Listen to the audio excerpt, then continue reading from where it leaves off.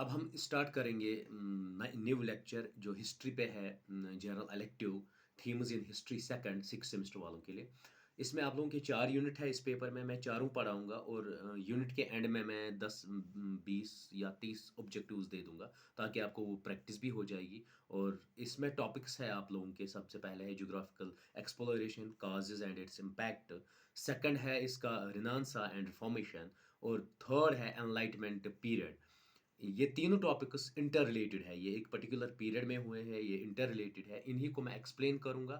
उसके बाद मैंने इनसे ही ऑब्जेक्टिव्स निकाले, लगभग 20 ऑब्जेक्टिव्स, तो वो एक्सप्लेन करूंगा। जब आप पहले पूरा लेक्चर सुनेंगे उसके बाद आप लोगों को खुद समझ आएगा और आप उससे ज़्यादा ऑब्जेक्टिव्स खुद बना सकते हैं।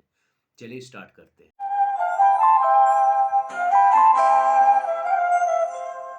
अब है आप लोगों का unit 1 beginning of modern world. इसमें क्या क्या है? Geographical exploration, renaissance, reformation and age of enlightenment main features है उसके। अब सबसे पहला टॉपिक हम देखेंगे बिगिनिंग ऑफ मॉडर्न वर्ल्ड कब से हुआ। मॉडर्न वर्ल्ड की बिगिनिंग जो हुई है 14th AD से लेके टिल डेट तक है। लेकिन इसको हम दो डिवीजन करते हैं। अर्ली मॉडर्न जो 14th AD से लेके 17th AD तक है, और लेट मॉडर्न जो 18th से लेके टिल डेट तक है। अब इसमें क्या है? इसमें इस पीरियड को मॉडर्न क्यों कहते हैं? इसमें दो तीन चीज़ें हुई। सबसे पहले एक्सप्लोरेशंस हो गए, जियोग्राफिकल एक्सप्लोरेशंस हो गई कि नए नए ईजादात हो गए, चाहे उसमें इन्वेंशंस हो गई या डिस्कवरीज हो गई। बहुत सारी जगहें इन्वेंट की गई, बहुत सारी चीज़ें इन्वेंट किए गए और बहुत सारी डिस्कवरीज हुई है। इवन इसमें कोलंबस ने अमेरिका को डिस्कवर किया। उसके बाद इवन वास्को डे गामा यहाँ इंडिया आ गया। और उसके बाद रिनांसा पीरियड आ गया। रिनांसा का मतलब ही होता है न्यू, रिन्यूड एज और रिवाइवल एज, और जिसको हम एज ऑफ एनलाइटमेंट दूसरा आ गया। फिर इसमें सब इन्वेंशंस और डिस्कवरीज हो गई। और सब किसकी वजह से? पहले जो था, इससे पहले पीरियड था, वो डार्क एज थी। डार्क एज क्यों थी? क्योंकि रिलीजियस डॉगमा जो था, रिलीजन डोमिनेटेड ओवर सोसाइटीज़ था। इसलिए उस पीरियड के बाद एक रोशनी आ गई, जिस रोशनी का नाम था एनलाइटमेंट पीरियड। एनलाइटमेंट पीरियड ने बहुत सारे स्कॉलर्स आ गए और पॉइट्स आ गए। उन्होंने अपने आइडियाज़ दे दिया, सोसाइटी में फैलाए, पम्पलेट्स के थ्रू, मीडिया के थ्रू, ताकि अवेयरनेस लोगों में आ जाए और नया दौर आ जाए। उस नए दौर को ही कहते हैं मॉडर्न एरा और मॉडर्न वर्ल्ड। अब सबसे पहले है ज्योग्राफिकल एक्सप्लोरेशन। ज्योग्राफिकल एक्सप्लोरेशन हुआ क्यों 14th AD में? आप लोगों को पता होगा, अगर हिस्ट्री में कभी सुना होगा, कि यूरोप और एशिया का सबसे बेस्ट ट्रेड रूट जो माना जाता था वो कॉन्स्टेंटिनोपल था। उसी के थ्रू रिनांसा से पहले 14th सेंचुरी से पहले वहीं से ट्रेड होता था। चाहे स्पाइसेस एक जगह से दूसरी जगह जाती थी, या गोल्ड या और प्रेशस मेटल्स जाते थे, उसी ट्रेड रूट के थ्रू जाता था। लेकिन उसके बाद जब 1453 में ओटोमन एम्पायर खड़ा हो गया, तो ये ट्रेड रूट बंद हो गया। ये इन लोगों को इनसिक्योर लगने लगा। उसके बाद यूरोपियंस ने क्या किया? यूरोपियंस को सबसे बेस्ट लगता था एशिया कंटिनेंट, ताकि वो ट्रेड करे। तो जब ये ट्रेड ही बंद हो गया यूरोपियंस को, तो उन्होंने नए ट्रेड रूट्स को मतलब डिस्कवर करना शुरू किया। जब उन्होंने नए ट्रेड रूट्स को डिस्कवर शुरू करना किया, तो उसमें क्या हो गया? जो भी एडजेसेंट कंट्रीज़ थी उनमें ट्रेड बढ़ता गया, बढ़ता गया, और चंद एरियाज़ में मोनोपोली हो गई ट्रेड की। उसमें पुर्तगाल एंड स्पेन चाहता था कि वो मतलब कंप्लीट बैन करे the relationship between Europe and Asia. इसमें उनने कंप्लीटली स्टॉपेज लगाया था, ताकि इन दोनों रीजन्स की ट्रेड जो है वो ना बढ़ पाए। चीज़ क्या था? जो यूरोपियन मर्चेंट्स थे उन्होंने क्या किया? उन्होंने जो ट्रांसपोर्टेशन कॉस्ट थे, चाहे स्पाइसेस लेते थे यहाँ से या और कोई चीज़, उसको रिड्यूस करने के लिए न्यू ट्रेड रूट्स फाइंड किए। उसके बाद जो वहाँ के यूरोप के किंग थे, वो लोग क्या करते थे कि हम न्यू टेरिटरीज़ को ऑक्यूपाई करेंगे और उन पे अपनी कॉलोनीज़ बनाएंगे। और उसके अलावा क्या था? वो उन लोगों का, यूरोपियंस का ये कंसेप्ट था, हम क्रिश्चियनिटी को बाकी टेरिटरीज़ में फैलाएंगे कॉलोनीज़ के थ्रू। ये मेन मकसद था इन लोगों का, ताकि ज्योग्राफिकल एक्सप्लोरेशंस हो जाए। इसमें क्या किया इन लोगों ने? सबसे इम्पॉर्टेंट जो इंस्ट्रूमेंट्स थे, लाइक एस्ट्रोलोब या मैरियन कंपास था, या चार्ट्स और मैप्स थे, उसके थ्रू इन सेलर्स को इन नेविगेटर्स को ईजी पड़ता था एक दूसरी जगह से जाने में। और यूरोपियंस की सबसे ज़्यादा इंटरेस्ट ये थी कि चाइना और इंडिया, वो सोचते थे ये सबसे फर्टाइल लैंड था, उसलिए यहाँ विज़िट करना चाहते थे। उसमें मार्को पोलो ने अपनी book travels of Marco Polo लिखी है। उन्होंने मेंशन किया था कि how Europeans think about this India and China, उसके बारे में वो कैसे सोचते थे और क्या जानते थे कि ये कितना फर्टाइल रीजन है। अब ये जो ज्योग्राफिकल एक्सप्लोरेशन हो गया, इससे क्या क्या हुआ? एक तो उनकी हो गई पॉलिटिकल डेवलपमेंट, और पॉलिटिकल डेवलपमेंट के थ्रू उन्होंने बहुत सारे सिविलाइजेशंस को क्रॉस किया, क्योंकि वन कंटिनेंट से दूसरे कंटिनेंट मूव करना था। मेडिटेरियन सी से वो स्पेन आ गए, पुर्तगाल आ गए, और उसके बाद क्या हुआ है, exploration, new new ideas explore हो गए, टेक्नोलॉजी डेवलप हो गई। उन्होंने प्लांट स्पीशीज़ और एनिमल स्पीशीज़ को वन कंटिनेंट से मूव किया दूसरे कंटिनेंट पे। उसके बाद उन्होंने क्या, कॉलोनीज़ डेवलप की अमेरिका में, एशिया में, और जो मॉडर्न कैपिटलिज्म था ये भी इवॉल्व हो गया। उसके बाद क्या हो गया, मेन जो कॉमन रीज़न था इस सब का वो ट्रेड था। उसके बाद एशिया से उन्होंने स्पाइसेस ले लिए, अफ्रीका से एवरीनी ली और गोल्ड लिया। तो खुद का डेवलपमेंट करने के लिए उन्होंने ये फैक्टर्स, मेन रिजल्टिंग फैक्टर्स थे उसके। अब नेक्स्ट टॉपिक है रोनासेंस। रोनासेंस जो है ये फ्रेंच वर्ड है, उसको रिबर्थ भी कहते हैं, रिवाइवल भी कहते हैं। ये 14th से लेके 15th सेंचुरी तक पीरियड को कहते हैं, और ये सबसे पहले स्टार्ट हुआ इटली में, और फिर उसके बाद स्प्रेड हुआ बाकी वर्ल्ड में। जो रिनांसा जो टर्म है वो स्विस हिस्टोरियन ने, जोकब ने दी है, किसमें, अपनी classical work the civilization of renaissance in Italy. और उसमें क्या था, ये रिनांसा था क्या, इसमें एजुकेटेड जो लोग थे, चाहे मेल्स थे या फीमेल्स थे, इन्होंने क्या कहा कि जो रिलीजियस डॉगमा कैथोलिक्स का था वो हमें आगे बढ़ने नहीं देता था। उस चीज़ को उन्होंने कंट्रोल किया। उन्होंने लिटरेचर पढ़ना स्टार्ट किया, ग्रीक्स का, रोमन्स का, अरब्स का, चाइनीज़ का। उसमें सबसे इम्पॉर्टेंट स्कॉलर्स थे प्लेटो एंड एरिस्टोटल, जिन्होंने क्या कहा कि रिनांसा जो है, उसका लिटरेचर इन एजुकेटेड यूथ ने पढ़ा। उन्होंने फिर क्या कहा कि ये रिनांसा जो है ये एक ब्रिज था between middle period and modern period. Europe में ये एक ब्रिज बना। उसके बाद इसमें क्या हुआ, इस रिनांसा की वजह से फिर अमेरिका रिवॉल्यूशन हो गया जो 1776 में हुआ, और उसके बाद फ्रेंच रिवॉल्यूशन आ गया जो 1789 में हुआ। अब फैक्टर्स कौन से रेस्पॉन्सिबल थे रिनांसा के?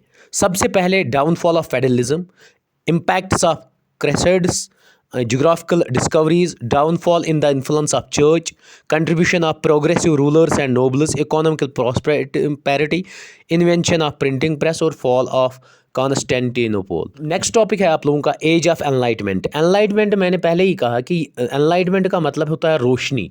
जब लोगों में मतलब एजुकेशन आएगी, न्यू आइडियाज़ डेवलप हो जाएंगे, उसी को हम एनलाइटमेंट कहते हैं। जब साइंटिफिक नॉलेज आ गई, टेक्नोलॉजिकल नॉलेज सर्कुलेट हो गई इन स्कॉलर्स के थ्रू, इन साइंटिस्टिक्स के थ्रू या इन पोइट्स के थ्रू, तो एक एनलाइटमेंट आ गया जिन्होंने यूरोपियन सोसाइटीज़ को दूर किया, किससे? फेडरलिज्म से, मोनार्की से।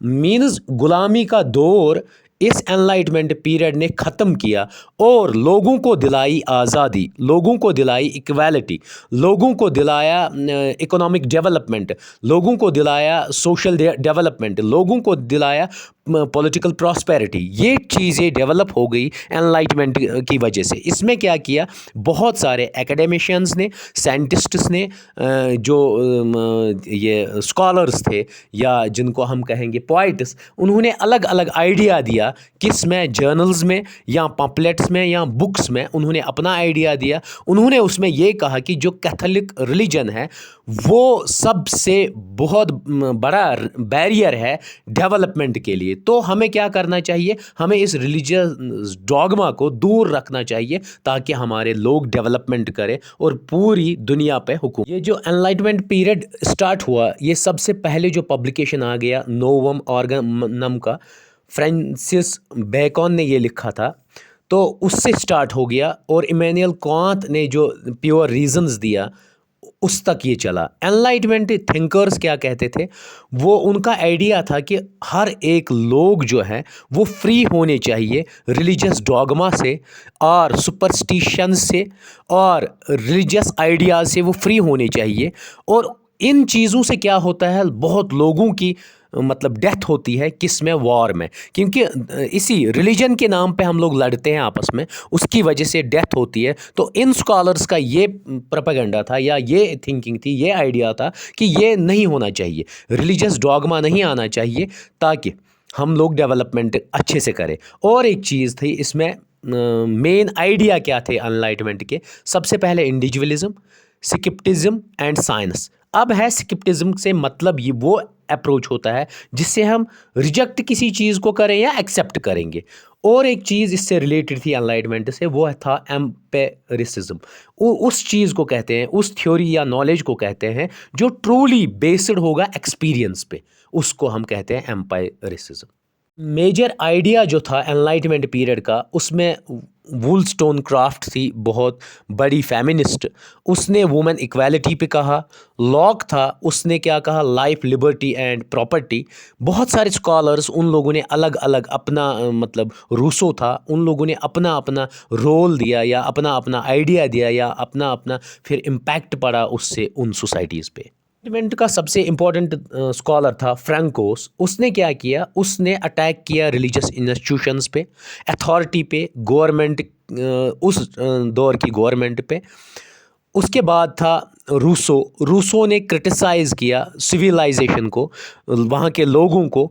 क्या कहा उन्होंने, उन्होंने डायरेक्टली कहा कि मतलब आप लोग जो पावर यूज़ करते हो वो चंद लोगों के पास है, ये 2-4 लोगों के पास नहीं होना चाहिए, ये इक्वली डिस्ट्रीब्यूट होना चाहिए। उसके बाद उसने लिखा सोशल कॉन्ट्रैक्ट, जो पब्लिश हुई 1762 में, declarations of the rights of man and citizen, ये दूसरी वर्क थी उनकी। उसके बाद जॉन लॉक, उन्होंने कौन सा आइडिया दिया, उन्होंने कहा ऑल पर्सन्स आर इक्वल, और उनने लिबर्टी, लाइफ और प्रॉपर्टी पे डिस्कस किया, और रेडिकल एनलाइटमेंट पे। और उनकी दूसरी बुक भी आई, सेकंड ट्रीटाइज, ये भी उन्हीं की बुक है। उसके बाद और एक स्कॉलर डेविड होम आया, उन्होंने क्या किस पे काम किया, स्केप्टिकल फ़िलॉसफी पे काम किया। और उसके साथ फिर एडम स्मिथ ने भी रिलेशनशिप निकाली between religion and science. Next आई थी फिर मैरी वुलस्टोनक्राफ्ट, जो फीमेल थिंकर थी, राइटर, फिलोसोफर थी। उन्होंने क्या कहा, a vindication of the rights of women, 1792 में उन्होंने लिखा। उन्होंने कहा कि नेचुरली जो होता है वुमेन, मतलब वुमेन जो होती है वो नेचुरली नहीं होती है मेल से इन्फीरियर, बट हम सोसाइटी में एजुकेशन, उसको कम एजुकेशन देने की वजह से हम उसको इन्फीरियर बनाते हैं। ये मैरी वुलस्टोनक्राफ्ट का आइडिया था और उन्होंने इसी पे लिखा, इसी पे काम किया, फेमिनिज़म पे। उसके बाद बेंजामिन फ्रैंकलिन और एक अमेरिकन फ़िलासफ़र थे, उन्होंने सोसाइटी बनाई फिलिपीडिया में। उसके बाद इसाक न्यूटन, उसका रोल आपको पता ही है, वो बहुत बड़े मैथमेटिशियन थे जिन्होंने 3 लॉज ऑफ मोशन दिया, ग्रेविटी का कंसेप्ट दे दिया। और उसके बाद 1751 में फर्स्ट वॉल्यूम ऑफ एनसाइक्लोपीडिया, जो आप लोगों की लाइब्रेरीज़ में एनसाइक्लोपीडिया होती है, उसका फर्स्ट वॉल्यूम 1751 में आया। एनसाइक्लोपीडिया ब्रिटानिका और एक है, ये फर्स्ट पब्लिश हुई 1768 में। और टाइम्स न्यूज़ जो है वो फर्स्ट पब्लिश लंदन में हुई 1788 में। अब ऑब्जेक्टिव्स है आपके, the printing press invented in Germany during 15th century, John Gutenberg ने दिया। Question number 2, the European country in the forefront of geographical discoveries, उसमें पोर्तुगल सेकंड बी पार्ट आएगा। Question number 3, Constantinople fell was invented in Germany during 15th century, वो 1450 में हुआ। The European country which becomes famous at the worship of the world was England, B part answer. During 15th century the first printing press was invented in Germany. Question number 6, the explorer who proved that the earth is round by circumference, Ferdinand Magellan ने ये दिया। Question number 7 है, dash dash landed at Calicut on 17th May 1498, तो उसका answer आएगा Vasco da Gama. A merchant book by, वो किसने लिखी, फ्लोरेंटाइन ने दी थी वो बुक। उसके बाद अमेरिका इज़ नेम्ड आफ्टर, वो अमेरिगो वास्पुक्का ने मतलब अमेरिका का नेम उसी से आया है। B part answer. Question number 10, which explorer is killed by natives, तो फेर्डिनेंड मैगलिन ही को मारा गया। उसके बाद the renaissance period starts in 16th century में हुआ। C part answer. Which period is called Elizabethan period of the और एज ऑफ शेक्सपियर, वो रिनांसा पीरियड को ही कहते हैं। Renaissance means revival, rebirth, new spirit. इसका आंसर आएगा C part, both A and B. Renaissance first begin in Italy में सबसे पहले हुआ। B C part answer. In which field the renaissance begin in Italy, तो आर्किटेक्चर और art, इसमें आएगा बोथ ए एंड बी। ये प्लीज़ आप करेक्ट कर लेना, इसमें both A and B. Question number 15 में आर्ट और आर्किटेक्चर, क्योंकि मुझे रेड लग गया है इस पर, आप देख लीजिए। इसमें क्वेश्चन आंसर आएगा C part, B and C. Art और आर्किटेक्चर दोनों में ये रिनांसा बिगिन हुआ इटली में। उसके बाद question number 16, with which philosophical movement was home associated, तो वो एसोसिएटेड थे स्किप्टिज्म से। उसके बाद एनलाइटमेंट स्टार्टेड इन, ये 17th सेंचुरी में हुआ था। Age of enlightenment started with Novum Organum की वर्क से ही ये स्टार्ट हुआ।